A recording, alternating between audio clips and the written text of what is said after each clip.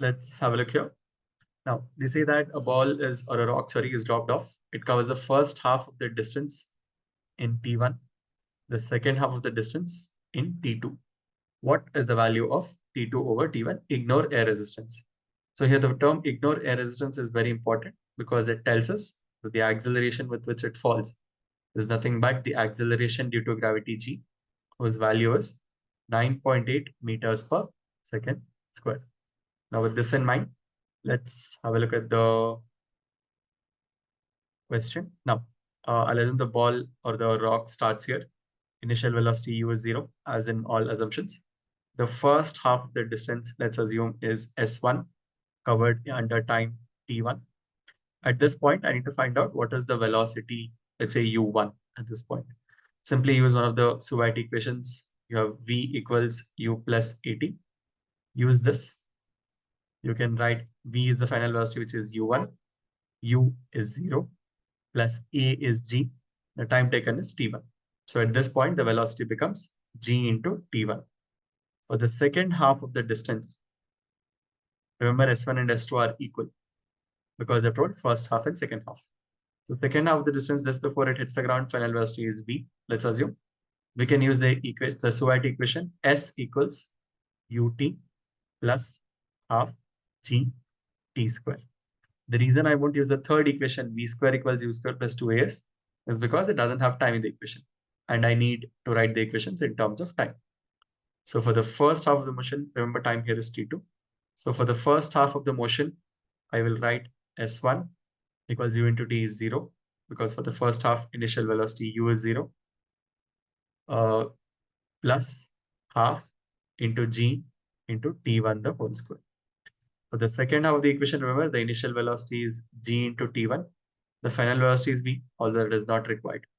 So for the second half, S2, let me rewrite this. For the second half, S2, we have S2 equals U, which is G into T1, into time taken, that is T2, plus half into G into T2 the whole square. Since I know for a fact that S1 is equal to S2 because there are two halves, I can just equate the RHS of this and this.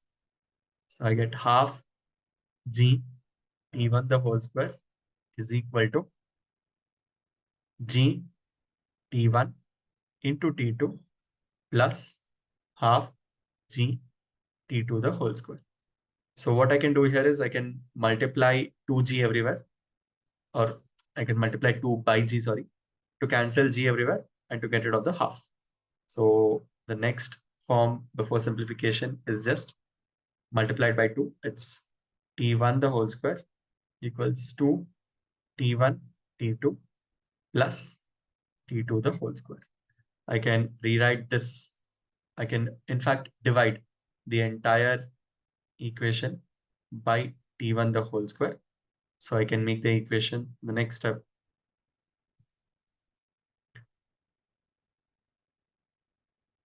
I can rewrite the equation the next step as 1 equals 2 T1 divided by T2. Sorry, T2 divided by T1.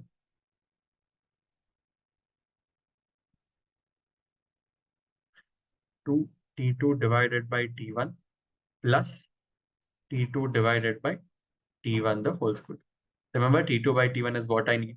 This is basically of the form 1 equals 2x plus x square.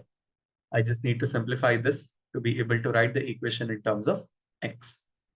So this becomes a quadratic of the form x square plus 2x minus 1 equal to 0.